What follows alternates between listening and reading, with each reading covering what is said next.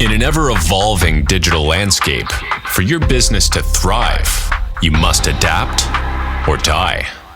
Welcome to Marketing in the Age of AI, the podcast helping you harness the power of AI and marketing tools to revitalize and grow your business. And now here's your host, marketing expert and author of Authentic Marketing in the Age of AI, Emanuel Rose.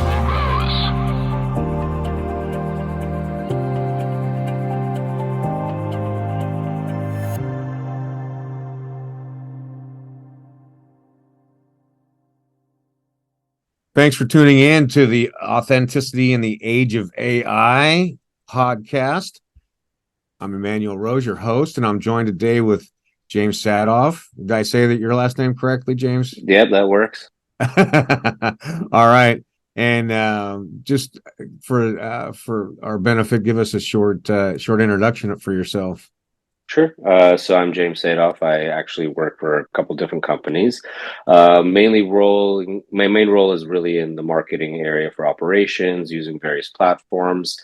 And recently, with all the AI kind of infiltrating our whole space, it's either you get on board and you figure out how to use it to your advantage, or you go by the wayside. So, and this is something that I think people like myself have been waiting for, and being able to kind of utilize these tools. So hopefully I'll be able to get into how we do it today. That's awesome.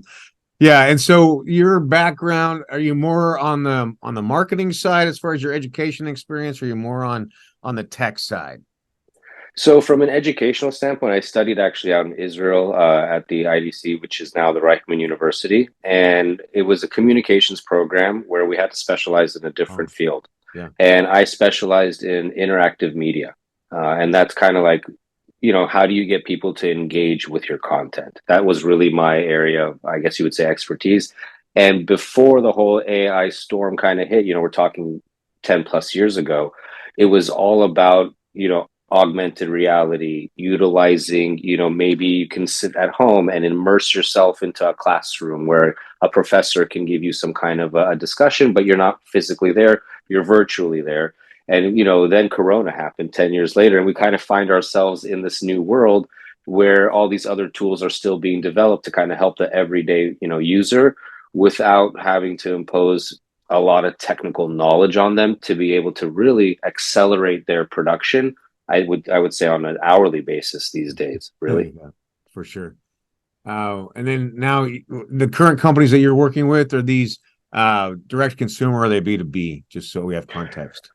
Mainly I'll just speak specifically like around Cetera. We work generally through the channel.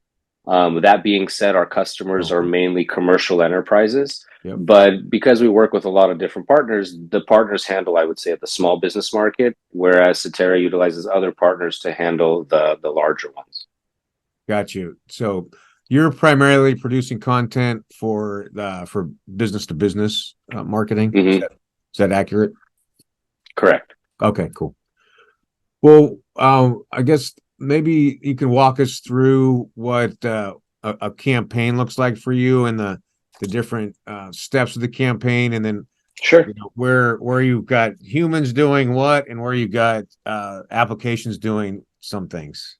Right. I think that there's a couple different levels that to take a step back. So from I would say the general marketer at any organization that needs to get out a message, whether it be, hey, there's a new feature coming out, or, hey, we want to start a webinar, or we need to promote what have you, XYZ, a new position, job employment, or even a promotion, which is always fun because then you can kind of mess with the subject matter if they're okay with it, right? So one cool thing I would say also, you have to take into consideration the environment of the workplace.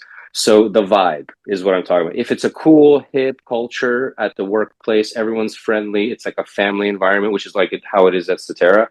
Yeah. You can really utilize the workforce to have fun with it. And whenever anyone has fun with anything, whether it's really, really funny or really, really sad, those are the most engaging type of content pieces that are out there online. And you can read reports about, what people click like on.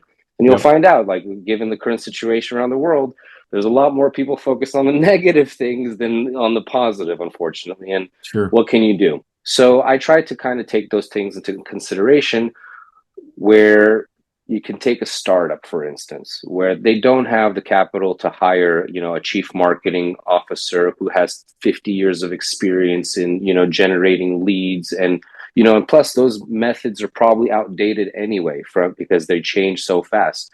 And also having to deal with spam issues and GDPR, all that needs to be taken in consideration. With that being said, if you're a small SMB, startup where you got like 5 guys on the team and one of them needs to be in charge of marketing, it's easy to get all of that done fairly quickly today with the tools that are available, even for free.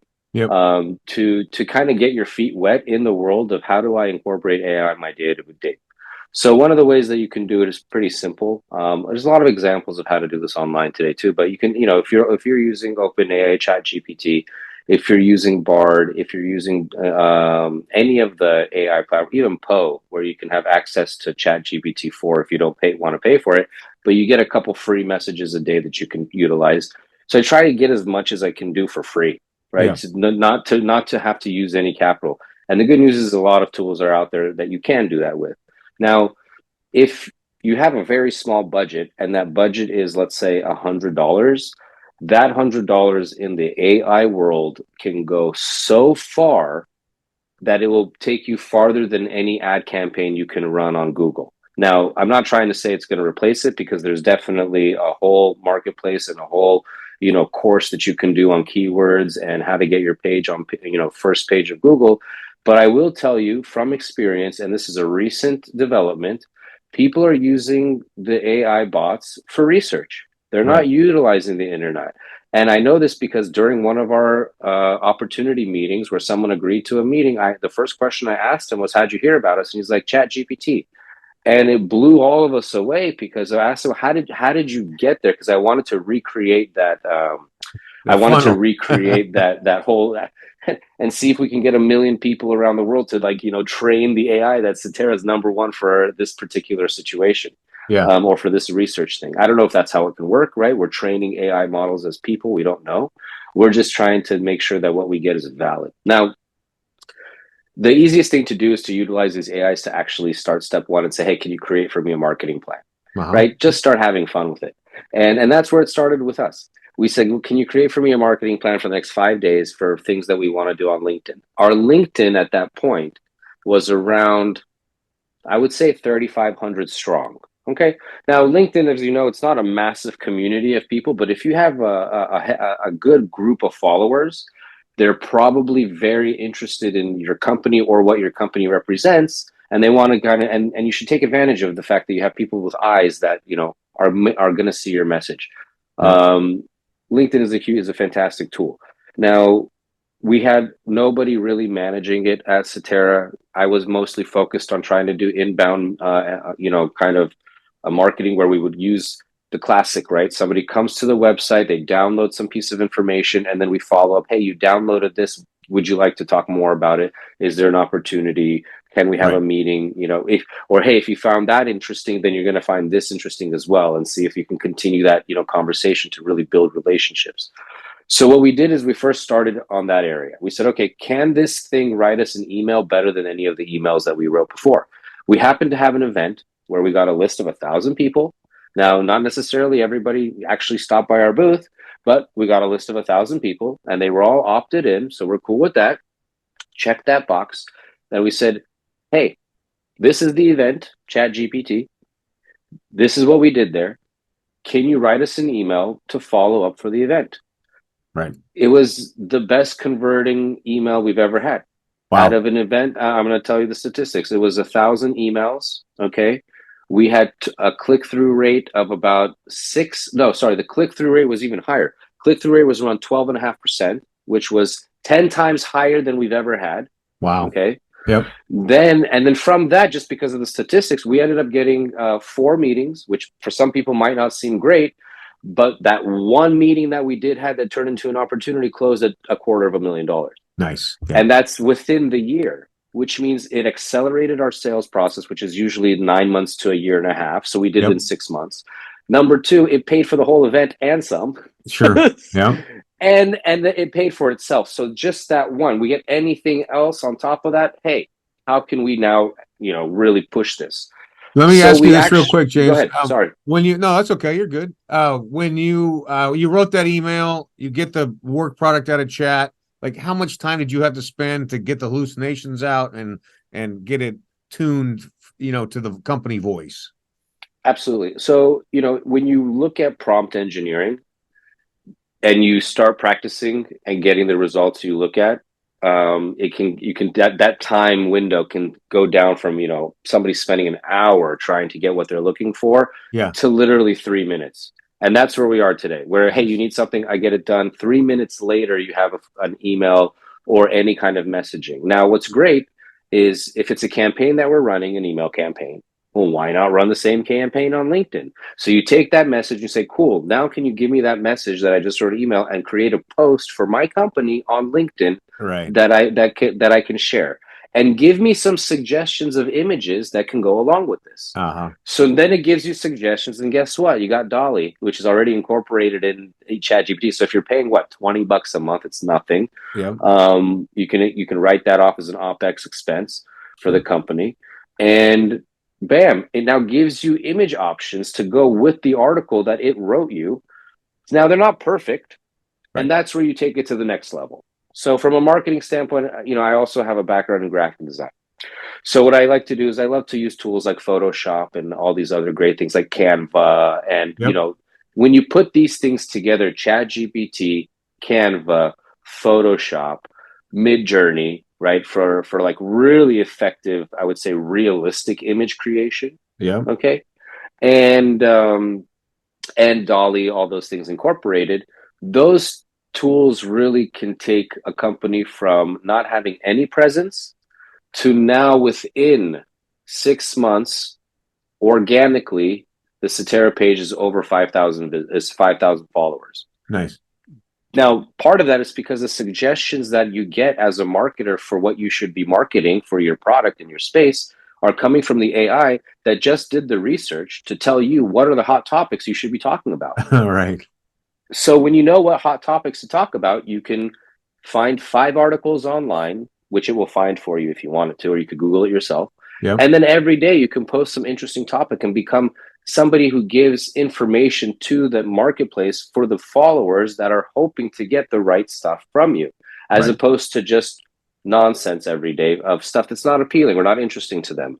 Right. And when you're in a space like ours where it's high tech, people are working 24/7, they're getting these messages 50 times, if not 100 times a day of just Sure. spam emails and whatever.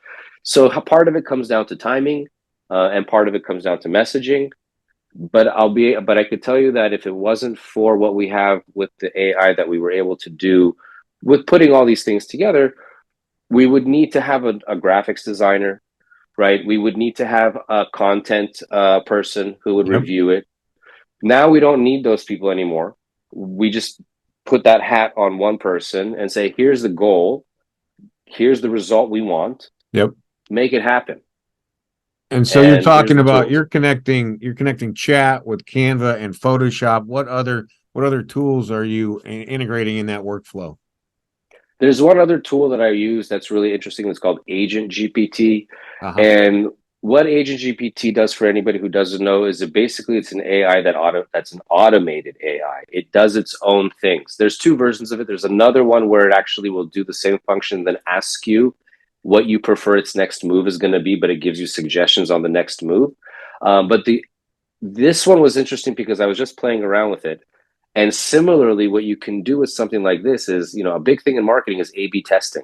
Sure. So you want to have some messaging that you want to present to people, and you want to do A/B testing. Sometimes A/B testing actually costs money, right? You need to get more eyes, get more people to see it, get more clicks to see if they engage, whatever the fact is.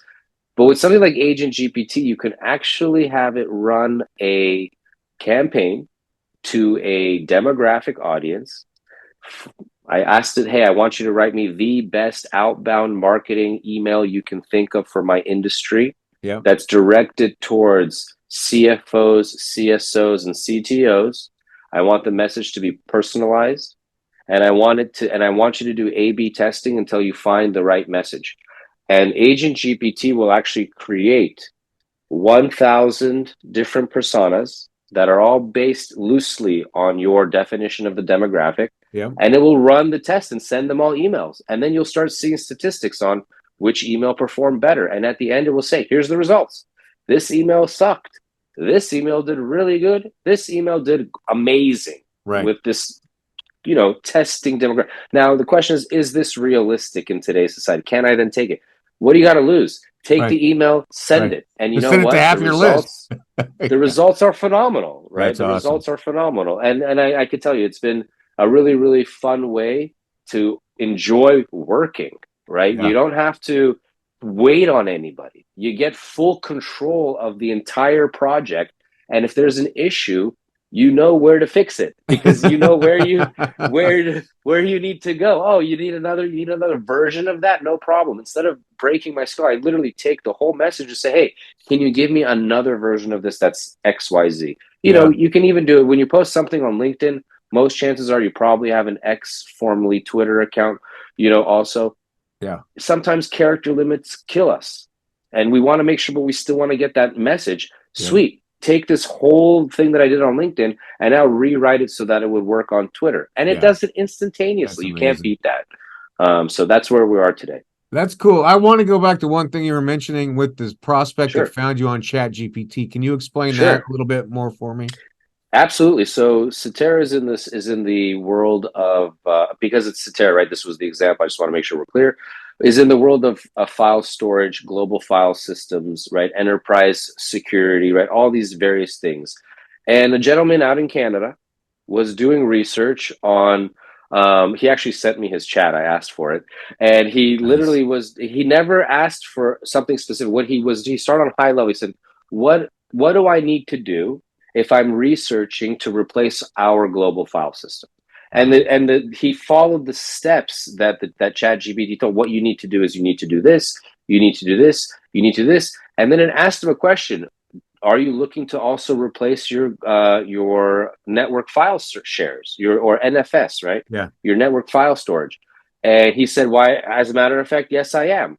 And then it told him, great, you should look at the following 3 companies because they're the leaders in the space. And the first one was Cetera, and the other 2 were our competitors. Yep. And this was before they opened up ChatGPT to Bing. So now you can get these results and they're verified because it will give you a link to an article that you can follow. And that makes this thing way more, I would say, trustworthy because a lot of it used to give you straight up BS. Like it would make you, it wants to make the user happy. It wants to give you something, even if it's a lie.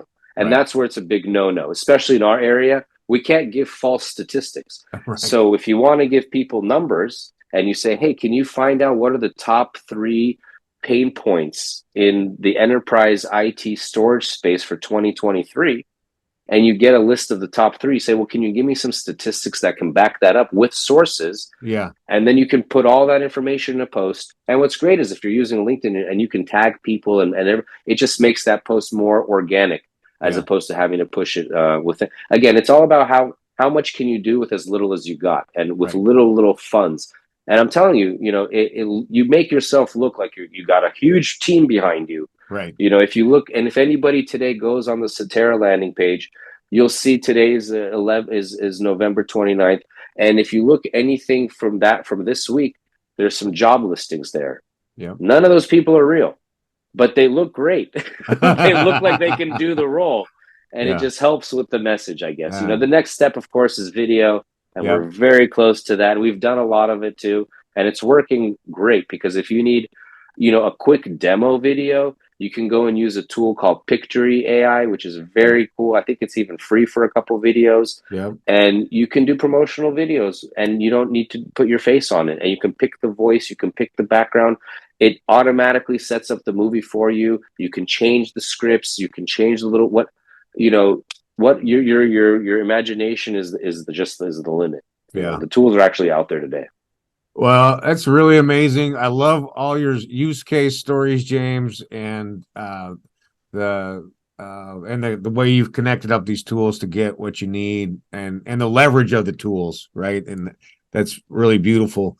You have any parting thoughts as we wind this down? I think that the only parting thought that I would is kind of like on the bad side, on how, Okay. as great as this tool is, it does have the ability to really blur people's vision. And there's some examples out there, and one of the examples that I'll use today is, it's I don't remember exactly which marketplace it is, but they sell images, Yeah. right? So there's the world of the artist that should definitely get all the credit that they deserve for getting their thoughts and imprint and whatnot on paper. On the downside of things, you have marketplaces out there today that are actually selling AI generated images that are completely false, and they're painting a narrative that's not true, right? We're talking about wars, right? We're talking about people in areas that look like they're getting hurt and destruction, and at the end of the day, it's not real. And that's Right. where it can get really, really scary. It's fun if it's entertainment, but when Right. people are taking this as the real news, that's when we're getting into an area that's very blurry. And hopefully there will be a way to kind of filter those out, especially for companies that are charging people to buy AI generated images, when you literally can go and do it yourself. Like, you don't need to go buy a stock image. And that's the beautiful thing. Yeah? You don't need stock images anymore. You can create them. You can have a lot of fun with them. And you can use them freely, right? If you need something that doesn't fit your, exactly, you can get something that will give you the general idea, and then use a tool like Photoshop to kind of touch it up. And those also have some of those fun AI features built into it that make life just a lot easier, I guess, for some people. Yeah. But it's been a pleasure. Thank you so much. Thank you. I really appreciate your time, and it's a great conversation. I'm gonna check in with you again in about 3 months and see what's changed. See how many more followers we got, right? That's right. All right. You take care. Yeah. Thank you so much. Yeah. Thanks for listening to Marketing in the Age of AI. Be sure to subscribe wherever you heard this podcast so you never miss a future episode. Your copy of Authentic Marketing in the Age of AI is available at Amazon.com or EmanuelRose.com. You can also connect with Emanuel on LinkedIn. Thanks again for listening, and we'll see you next time.